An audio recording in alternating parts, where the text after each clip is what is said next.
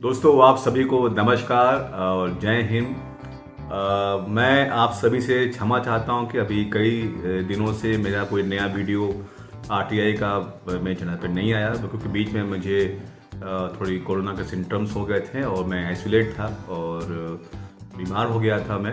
और मैं धन्यवाद देता हूं आप सभी का और मेरे मित्रों का, परमात्मा का, कि मैं पुनः स्वस्थ हो गया और आज आपके बीच में हूं।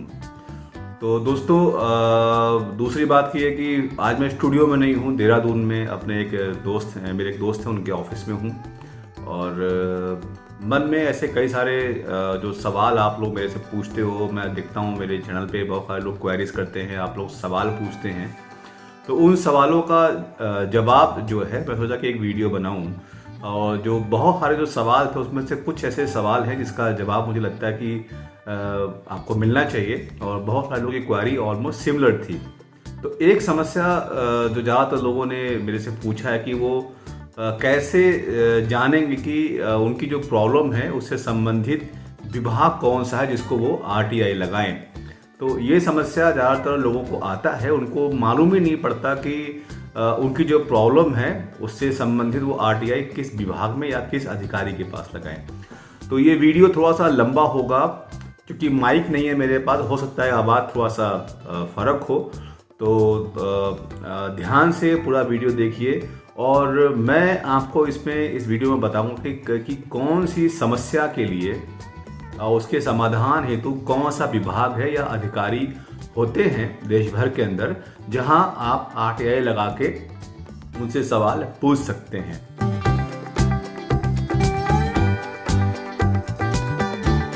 तो सबसे पहले हम शुरू करते हैं पंचायत स्तर से। मैं आपको इससे पंचायत का स्तर बताऊंगा, पंचायत, ब्लॉक, फिर जिला। ये तीनों स्तर पे जो अगर आपको कोई समस्या है, आपकी समस्या यदि गांव में है, ब्लॉक में है, तहसील स्तर पे है या फिर जिले स्तर पे है, तो अधिकारी कौन होगा, विभाग कौन होगा, इस वीडियो में हम जानेंगे और सीखेंगे। तो वीडियो थोड़ा सा लंबा होगा दोस्तों, तो इसको ध्यान से देखिएगा और नोट भी कीजिएगा तो आपको मालूम पड़ जाएगा। चलिए पंचायत में हम बात करते हैं। पंचायत के ऊपर मेरे ऑलरेडी कई आरटीआई के वीडियो हैं। प्रधान पर आरटीआई कैसे लगाएं, या प्रधान में जो पंचायतों में जो पैसा आता है और जो संबंधित डिपार्टमेंट होते हैं कौन कौन से हैं, उन पर आरटीआई कैसे लगाएंगे, और वो तो मेरा वीडियो है ही, आप तो जाके देख सकते हैं। ऊपर देखिए आपको लिंक भी आ रहा होगा इस संबंध में। पहली बात, बहुत सारे लोग जो है जब पंचायत में वो आरटीआई लगाते हैं तो वो प्रधान को, या जो सरपंच कहते हैं कई सारे राज्यों में, या मुखिया कहते हैं, उनको लगाते हैं। आप कभी उनको मत लगाइए, क्योंकि वो प्रधान 5 साल के लिए चुने गए हैं, 5 साल बहुत न रहे, लेकिन जो जवाबदेही है उस जो मुखिया का, सरपंच का, प्रधान का, जो आप कहते हैं जो सेक्रेटरी होता है, आप उसको आरटीआई लगाइए। जिसको हम लोग ग्राम सचिव बोलते हैं, पंचायत सचिव भी हो सकते हैं, वो दोनों में से कोई एक हो सकता है आपके एरिया में।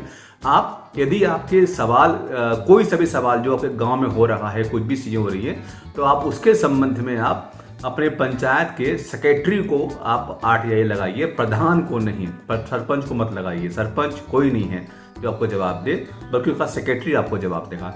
तो सचिव को लगाइए। अब इसमें आता है कि सचिव कहाँ बैठता है। सचिव जो है, सारे सचिव जो है ब्लॉक पे ही बैठते हैं, प्रत्येक खंड में जो है वो बैठते हैं, और बीडीओ और एडीओ पंचायत उनको जो है कोऑर्डिनेट करते हैं, उनके उच्च अधिकारी होते हैं। तो आप अगर पंचायत का नाम लिखते हैं, है ना, सचिव लिख दीजिए और संशोधन कार्य लिख दीजिए और उसमें डाल दीजिए खंड विकास का जो भी आपका एड्रेस है कार्यालय का, वो डाल दीजिए, कार्यालय खंड विकास फला जो आपका खंड का नाम है, जो आपके ब्लॉक का नाम है, डाल दीजिए, वो वहाँ पहुँच जाएगा, उस सचिव को वो मिल जाएगा। तो समझने की बात यह है कि पंचायत पे आपने सचिव को लगा दिया। अब बात आती है, यदि ब्लॉक स्तर पे कोई काम हो रहा है, आपके ब्लॉक लेवल पे कोई काम हो रहा है, गांव में नहीं, जो अन्य सड़कें हैं जो किसी पंचायत में नहीं आती हैं, उसके बॉर्डर में आती हैं, या और जो समस्याएं हैं कई सारी, तो उसके लिए आप जो है अपने बीडीओ को, जिसको हम लोग ब्लॉक डेवलपमेंट ऑफिसर बोलते हैं या खंड विकास अधिकारी बोलते हैं, बहुत सारे जगहों पर प्रखंड अधिकारी होते हैं, पदाधिकारी होते हैं, आप उनको आरटीआई लगाइए। ठीक है। अब थोड़ा सा वेरिएशंस कर लेते हैं इसमें। यदि आपके पंचायतों में सफाई कर्मी नहीं आ रहे हैं, या स्वच्छता संबंधित कोई समस्या है, पानी से संबंधित कोई समस्या है, या खड़ंजा नाली के संबंधित कोई समस्या, तो आप जिला पंचायत राज अधिकारी को आरटीआई लगाइए, ठीक है, वो इसको देखते हैं। यदि मनरेगा से संबंधित कोई कहीं पर कोई गड़बड़ हो रहा है तो आप डीसी मनरेगा, जो डिस्ट्रिक्ट कोऑर्डिनेटर मनरेगा होते हैं, वो सभी जगह पे यही होते हैं, आप उनको लगा दीजिए आरटीआई। या फिर ब्लॉक में यदि चाहते लगाना तो आप एपीओ होते हैं, उनको लगा दीजिए आप आरटीआई, है ना। अब हम बात करते हैं तहसील स्तर पर। यदि आपका समस्या किसी जमीन को लेकर है, जमीन तो कोई विवाद है आपका, या आपका खसरे खसौनी में कोई इशू है, उसको लेकर कोई समस्या है, या कोई कब्जे का मामला है, उसके बारे में कोई रूलिंग चाहिए, कोई जानकारी चाहिए, तो आपके तहसील में इसको तालुका भी बोलते हैं बहुत जगह पर लोग, तहसील होता है।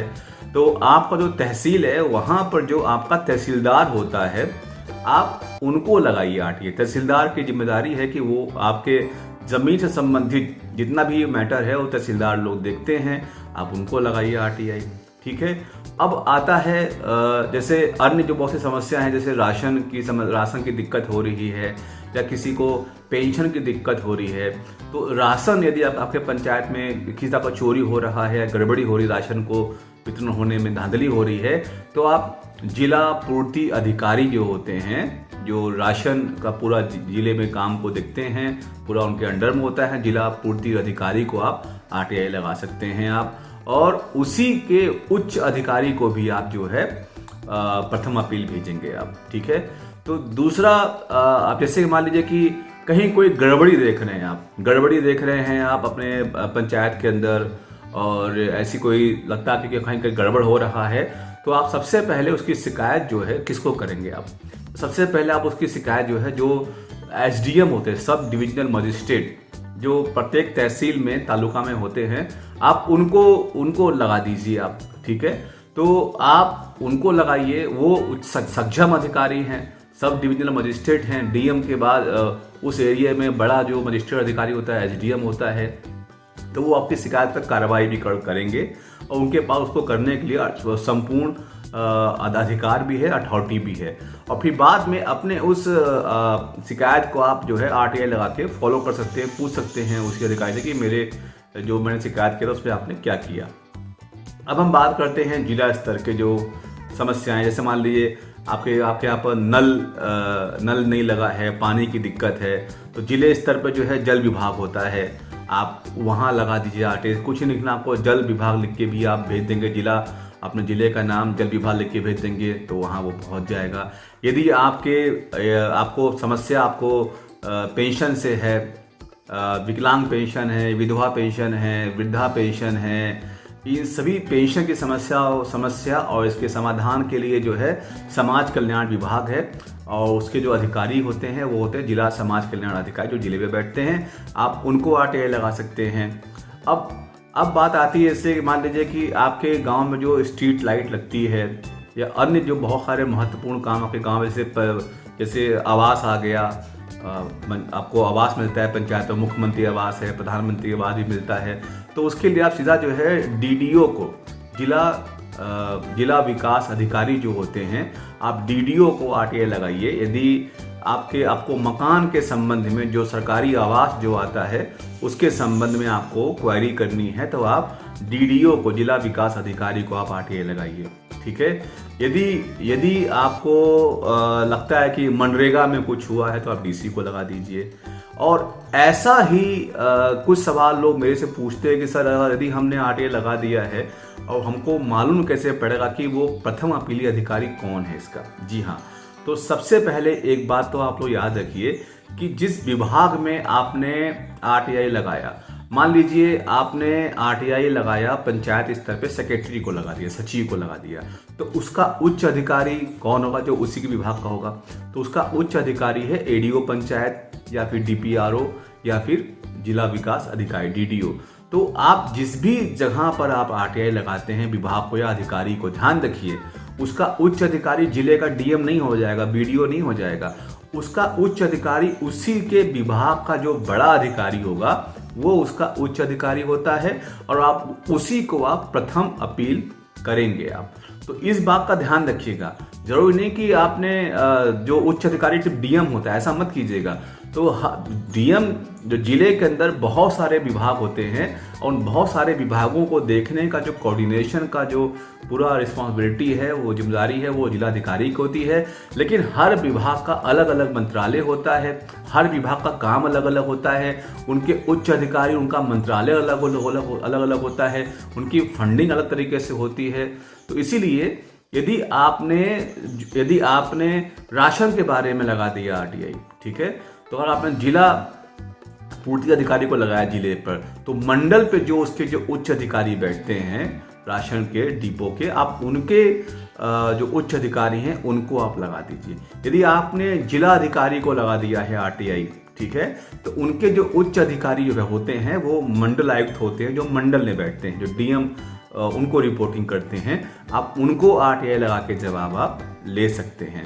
यदि आपने थाने का कोई मैटर पुलिस का थाने का मैटर है, तो यदि आप आरटीआई लगाइए, तो सबसे पहले आप आरटीआई लगाइए एसएचओ को, जो आपके थाने का जो अध्यक्ष है, जिसको हम लोग एसएचओ बोलते हैं, उनको लगा दीजिए। उसके बाद जो उनके उच्च अधिकारी होते हैं वो होते हैं सीओ होते हैं, जिसको हम लोग बोलते हैं सर्किल ऑफिसर बोलते हैं, उनको लगा दीजिए। यदि आपने सीओ को आरटीआई लगाया है, तो उसका जो प्रथम अपील अथॉरिटी होता है वो होता है एसएसपी, आप एसएसपी को लगा दीजिए आप आरटीआई।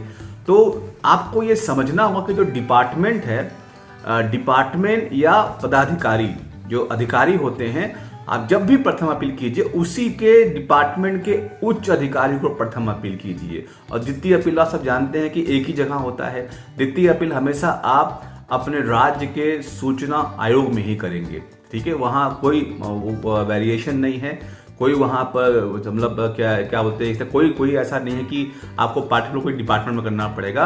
आप राज्य सूचना आयोग लिख के द्वितीय अपील करके आप अपने राज्य में सूचना आयोग को भेज दीजिए, वहाँ वो रिसीव कर लेंगे, उस पर कार्रवाई करेंगे। यदि आपकी और कोई आपको कोई इसमें कोई आपकी कोई और क्वेरीज है, कोई आपकी और कोई जिज्ञासा है इस बारे में जानने की, तो आप मुझे कमेंट कीजिए, तो मैं ज़रूर आपको जवाब दूंगा। तो ज़्यादातर जो समस्या है गांव में ज़मीन की है, पेंशन को लेकर है, नाली है, खड़ंजा है, आप बीडीओ को आरटीआई लगाइए। और जब आप बीडीओ को आरटीआई लगाते हैं, खंड विकास अधिकारी को, तो आप धारा 6(3) का इस्तेमाल आप जरूर कीजिए दोस्तों। धारा 6(3) एक बहुत महत्वपूर्ण धारा है।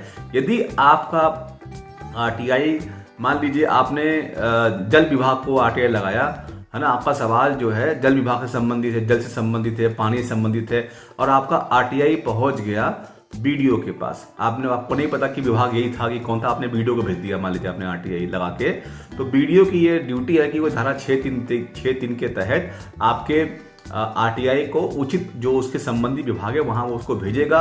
इस संबंध में मेरा एक वीडियो है धारा 6(3) का, आप उसको देख लीजिए, उससे आपको बहुत सारा गाइडलाइन मेरे वीडियो से मिल जाएगा, उसको आप फॉलो भी कर लीजिए। तो दोस्तों, आरटीआई जब आप आवेदन लिखते हैं, सबसे पहले मैं लोगों से बोलता हूं कि समस्या को पहचानें। समस्या क्या है? समस्या राशन का है, पेंशन का है, फिर उससे संबंधित जो विभाग कौन सा है उसको मालूम कर लीजिए। जैसे मैंने भी बहुत सारा आपको डिपार्टमेंट को बताया, सारे विभाग आपको मैं नहीं आपको यही बोल सकता हूँ कि ये विभाग है। तो आपके समस्या के अनुरूप जो भी आपका समस्या है उससे संबंधित डिपार्टमेंट कौन सा है थोड़ा सा मालूम कर लीजिए, और उस विभाग के अधिकारी को आप आरटीआई लगाइए। और जब वो जवाब नहीं देता है तो उसी विभाग का जो उच्च अधिकारी है आप उसको प्रथम अपील कीजिए। तो दोस्तों, मुझे उम्मीद है कि आपको मेरे आज के इस वीडियो में बहुत सारा आपका जो क्वेरीज है, जो आपके सवाल है, जो आप लोग मुझसे पूछते हैं, उसका समाधान इससे हुआ होगा। यदि और भी कोई सवाल है तो आप मेरे इस वीडियो के में कमेंट करके मुझसे पूछ सकते हैं। यदि आप पहली बार मेरे चैनल पर आए हैं दोस्तों, तो प्लीज़ मेरे चैनल को सब्सक्राइब कर लीजिए और मेरे साथ आरटीआई के प्रचार प्रसार अभियान में शामिल हो जाइए, और इसको हमारे चैनल को और भी लोगों को शेयर कीजिए, जिससे कि लोग आरटीआई कानून के बारे में जानें और सरकार से, अपने अधिकारियों से अपने हक के बारे में, अपने पैसे के बारे में सवाल पूछें। तो आपको बहुत बहुत धन्यवाद। जय हिंद, जय भारत।